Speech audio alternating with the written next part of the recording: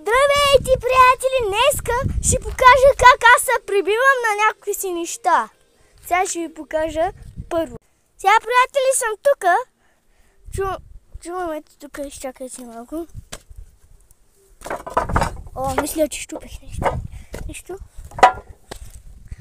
Сега ще ви покажа един от начините как се прибивам.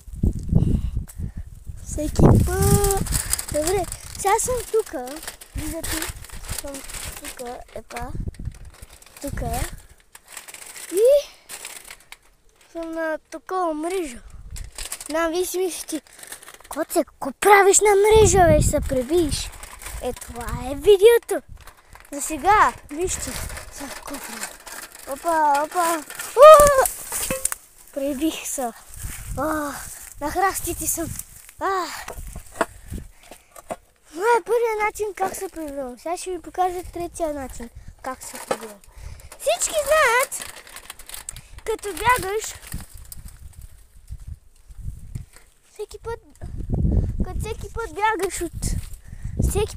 бягаш и се прибиваш на камък, нали, и после ти падаш. Но да ви покажа как аз се прибивам вместо това. Хора, съм ето тук.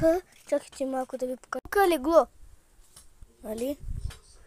И сега в това легло ще изкочна и се прибия. Тук много лесно се прибивам, затова да. Вижте как сега трябва да съм. И без такова. Опа, хора. Сега ще ви покажа колко. Хора, добре съм. Иначе като се прибих. Сега ще ви покажа третия начин. Ако знаете, хора, имам ново кучика и той е Каникорс. Нека да ви покажа. Ето го, казва се Тоби, Романа, тя е момиче и е Каникорс.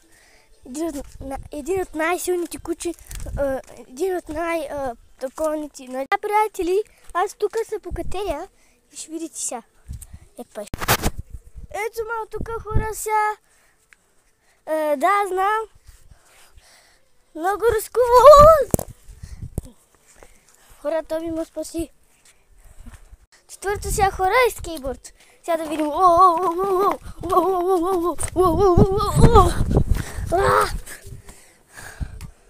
Леглото ме спаси.